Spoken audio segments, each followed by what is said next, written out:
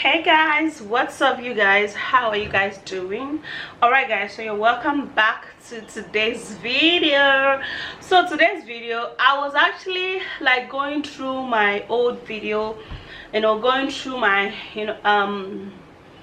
holiday videos, and I saw a particular video that actually prompted me to want to tell you guys this particular story time. You guys, I've actually never ever in my life been in such a situation where my heart was on my hands. Like, I was so scared, yet I needed that particular person so much, yet I was so scared of her. But I'm going to tell you the whole juicy story, how it all happened and how it ended up that day.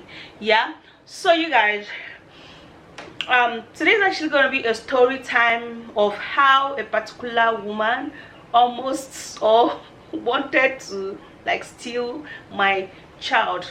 That is actually the title of this video. However, I don't know if that is what she wanted to do. Human mind, we kind of think here, think up, think down, and all of that stuff. Okay, but that was what my heart was telling me, that this may happen if you are careless. So all of those holiday time that I went to see my mom, I went to see my mother-in-law.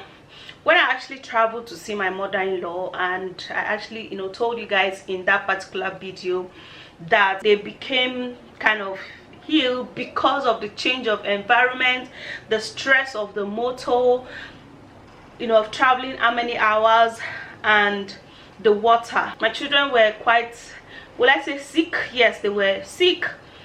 They were vomiting and they were stooling after that whole enjoyment of going to the village, seeing my mother-in-law, enjoying ourselves.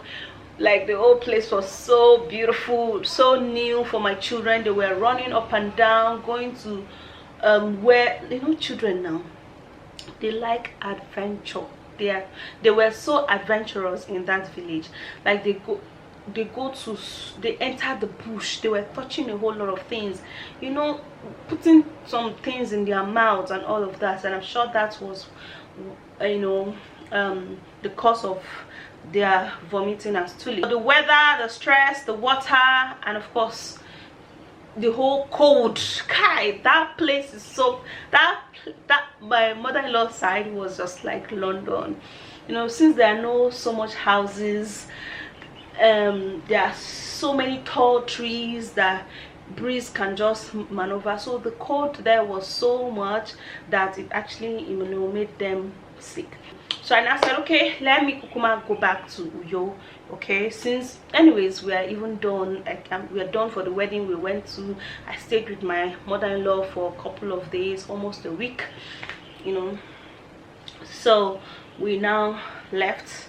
We now travel back to Uyo through a bus, and we entered AKTC transport. So well, I say my children have actually never gone through that whole journey stress, because since I gave birth to Bernice, I've actually never carried her and traveled, even Beverly too, except traveling to Uyo, which it was a plane, and it was just 45 minutes or 50 minutes journey. And of course there's no big all of those stuff. Yeah, so when we now went back, as at that time it was just me, Beverly, and Bernice. Beverly was pooing and was vomiting. Bernice too was pooing and was vomiting. I carried ORS. My diaper bag was in my back. Whenever I carry Bernice on the front, my diaper bag would be on my back. I'll hold Beverly on my hands. I undergo a lot of stress, but I was praying to God, I don't want to break down, because who's going to take care of these two children? So I was like, how am I going to manage this now? So I had to buy 2 seats, one for Beverly, one for me, and I carried Bernice. So the lady that was actually sitting beside us, since in that particular row it was 3 seats. So one lady was sitting beside us. At first, when Beverly was sleeping, her head now went to touch the lady. The lady was looking as if maybe she's frowning on stuff, and I was like, okay, how this thing will work today, because I'm carrying Bernice here, and Beverly too needs a whole lot of cuddling because she's not feeling well. And what am I going to do? I just have to whisper a word of prayer. That is what I always do when I'm actually in a difficult time. I whisper a word of prayer and God come through for me. So that lady was beginning to like hold Beverly for me, you know. So she was cuddling Beverly. She would allow Beverly to put her head on her lap. If Beverly wants to change position while she's sleeping inside the bus, she will allow Beverly to change position. You know, the journey was supposed to be 4 hours or 5 hours journey, but it took us almost throughout that day, because I left very early in the morning. By 7 I got to Ebonyi State by 8, like Ebonyi, Gangan, the state capital, by 8, and then we got to Uyo by 12 in the midnight. So the journey took almost all that day. So God came through, and the lady, you know, accepted to take care of Beverly for me. She was just holding Beverly. Like, let me tell you guys, Beverly vomited on her body, on my leg, on that woman's leg, and miraculously that woman was not pissed. She was not angry. I mean, I was busy telling her, oh, I'm sorry, please, I am very sorry. I had to carry the water. Like, I bought like 2 bottled water. I used one to like wash her leg, and she was like, no, don't use the water. She said the water is for the children. I said, don't worry, when we get to anywhere that they are going to stop us, I'll buy another water, but I need to use this water to wash her leg. So I just used the water, washed her leg, and she carried Beverly again. And I was like, hey God, see how they do something. So my scare was when our bus started having problem, because the motor that they put us was having, well, let's say, radiator problem, or I don't know what the problem was, but it was always stopping on the road. When we got to Abia State, Umuahia, when we got to Umuahia, this bus was always stopping on the road. Every 30 minutes the bus would stop. Every 30 minutes the bus would stop. There was a particular place that the bus stopped, and it was bush. So people were just shouting and telling the driver that, leave here, all these women here people, if they come here, then una no go all on our phone, then go collect all on our phone, all on our bag, then go collect them, make una live here, make una live here. So the guy was, you know, he now collected my water. He wanted to even collect my baby's ORS. I refused. I did it and put it inside his radiator to cool it down, and so we can move away from that place, because it seems as though I was the only person that carried water. I carried 2 big bottled water and 1 ORS, so it was just like water in my front. There was literally no space in my front. So the driver now puts the water inside his motor, and then we now left that place. Luckily, we now left. So the motor stopped again on an express road. We were going, and the motor stopped again on an express road. So the driver now asked me, do you have more water? I said, you know, sir, I carry children. I beg, the small one I was having, because I bought 1 pure water for myself. The pure water I was carrying, I had to turn it inside the bottled water container, so that if any of them want to drink water, which they did not even drink the water, they did not even have appetite to drink water. So I said, no, I'm not going to give you this particular one, I beg, because I don't know when we're going to leave this place, and there's nowhere to buy water or to buy food. So he now went across and looked for there was a particular gutter. He now, let's say there was a particular small kiosk close to that place. So he now bought water from them, not like pure water which they are selling. It was their water that they came out to use and drink. Do you understand? He now bought the water from them and now put inside the motor wheel. Now before that time, this lady that was holding my daughter Beverly and I was holding Bernice, this lady hold my baby and then she was about to cross the road. Me, my bag, my handbag, Beverly, the water and everything, I was carrying so much. And then I actually did not want to like offend her by saying, oh no, don't go with my baby, don't cross the road with her. And then I now stood, I watched her, she was crossing the road because we stayed there for some time. She crossed the road to the other side, strolled with Beverly, went to that place to see if she could buy water and drink for herself. She did not see water. I did not have water, just the only small pure water, and I offered to give it to her, but she said no, since I'm carrying children that are not feeling well, I need to at least keep this small water for them. So she did not see water. She now came back. So again, we now move. So after we now move, the boss again now later stop us in Abia State, gang, like inside town, but it was on the road. So that place was very busy and a lot of people like keke, bike, and everybody was passing and all of that. So she now said that she wants to eat and she wants to drink water. Okay, in fact, she did not even tell me she wants to eat or she wants to drink water. She now took my daughter and then she was crossing the road again. And knowing that this particular place that we stopped is very busy, she did not carry any luggage. She only carried her handbag. The bag was big though, so I'm sure her clothes is inside, so it was just the handbag that she was carrying, and that was it. She does not have any luggage. So when I saw she doesn't have any luggage and she's carrying my child and crossing the road, going to look for food, and this place is very, very busy and I don't know her, I don't have a phone number. Am I going to stand again and watch her cross and go? Because the previous place that she actually crossed, it was an express road where you could see your right, you could see your left. Do you understand?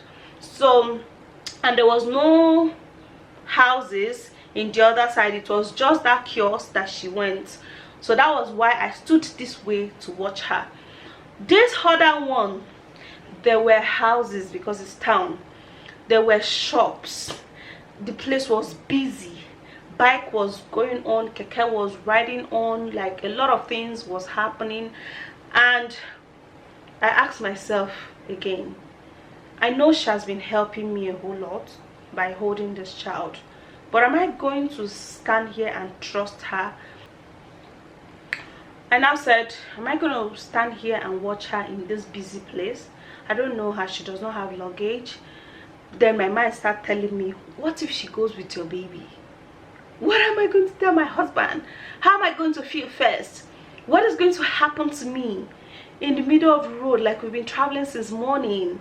What if this lady is still, like in my head, something was telling me, what if this lady steal your child? I know she has been helpful. What if this lady steal your child? In my head, that was what was ringing. What if this lady steal your child? Because she is looking like maybe like a advanced lady. I don't know, those chicks don't mature well. So I now said no, I'm not going to leave her.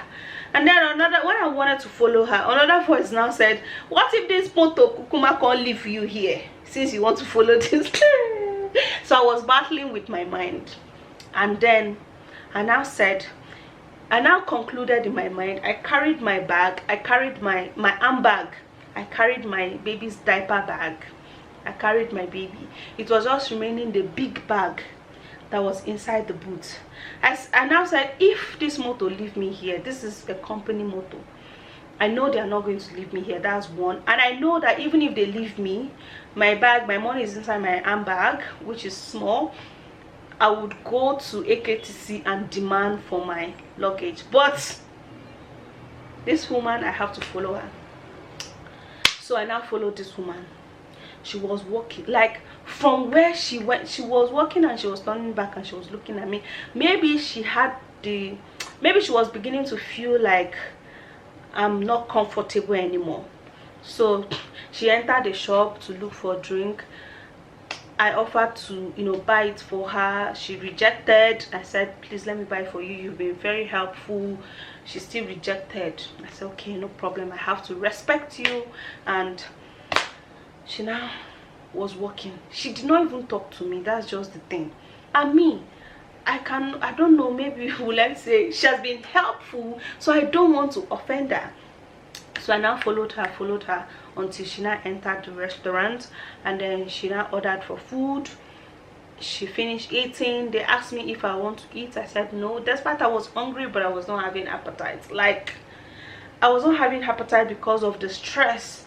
I was thinking about my children. I was thinking about the bus that is stopping us every 30 minutes that might not even take us to Uyo. And I was thinking about my children that are not feeling well, like so many things. So I did not eat food because I didn't even want a situation whereby she will finish and then she will now want to carry Beverly and be going, while me, I will now stay in my. So I now said no. So I waited for her to finish eating, and then we now went back, trek a whole long distance back to where there was motor. I was very tired, but I was satisfied that I am seeing my child. Do you understand? I don't want to leave her. So when we now went back, it was around 9:30. I look at the time and I said, Kai, 9:30, 2 children who are not feeling fine, me with plenty luggages, what am I going to do? What am I going to do? Like, I was so tired. I called on God. I said, what is this? First of all, I called my husband. My husband was praying for us on the phone. I now said, oh, let me pray too, because I know that God will answer my prayer too. I now call on God. God, give me direction. My husband says, see, if you go see any motor or keke that will take you to Uyo this night, take it, no matter how much it costs. So fortunately, after praying and discussing with my husband, I now saw one keke that came. And then the keke wanted to help us. Unfortunately, he cannot help because he's not a mechanic. So he now said, okay, he wants to take 3 people to Uyo. Me already, the fear of following him left me, because what was in my mind was that I need to get to Uyo. So I now followed the guy. I now told him, please, I have bag. So he now helped me to carry my bag. I carried Bernice on my body. I carried my diaper bag. I carried my small bag. I now asked this lady, give me. I now wanted to collect Beverly from the lady's hand. She refused. I now said, okay, let me keep quiet and see what she wants to do. She now said, okay, that she's going to join us in that particular motor. So I now said, oh, perfect, let's go. We left. When we got to the keke, the keke guy was now telling us that, okay, from that Uma here to Uyo, that he's going to collect, as at that time, not now, that he's going to collect 3,000 naira for one person. Me, I no talk. My own be say I won't reach Uyo. So the lady was going to Ikorekpene. So she said that no, that they used to pay from there to Ikorekpene 500. The man said that she's going to collect 1,500 from her. I said, madam, enter, I'll pay for you. Please enter so that you get to your destination. The man said, I beg, even if you go pay for me, I know if you pay that kind of money. I know if you pay that kind of money too much. I said, I'll pay for you, enter. She now said, no, after the person that she's going to meet has a car, so he might come and pick her. I said, okay, don't know wala, but I give my baby. All of this while she was holding Beverly. I don't know why. Maybe she just, but I just was not comfortable anymore after that whole long journey of trekking to go and look for food, because she would have left Beverly for me and go and look for her own food, because she was holding Beverly. And you understand? So we now left with the keke, and I left her there. Okay, oh yeah, now when we got inside the keke, God just keep on bringing helper for me till we got to Uyo. Now the other guy that was sitting close to me now carried Beverly, because the keke was not comfortable at all, and there was so much breeze for a child, for 2 children that are feeling feverish. You know, they'll be feeling cold. So I had to open my bag, remove the duvet, because I carried duvet, remove the 2 duvet that I carried to cover those children. So the whole space, like I had to pay for the whole 3 space again, do you understand, just to be able to be comfortable with my children. And that was how we arrived Uyo by almost 12 in the midnight. I suffered though. I suffered, but the most important thing is that when we arrived Uyo, you know, the next day I now went to go and buy medicine for my children. The next day, the upper day, they recovered and they were fine, they were playing, and all glory be to God. My daughter was not stolen, just like it rang in my head. And I was happy. I got all of the help that I needed on the road, and God came in for me and my family. And yeah, that's actually the story time. You guys, let me know what you think at the comment section. If it's you, what would you have done in that kind of situation? Anyway, bye. I love you guys so much. Mwah.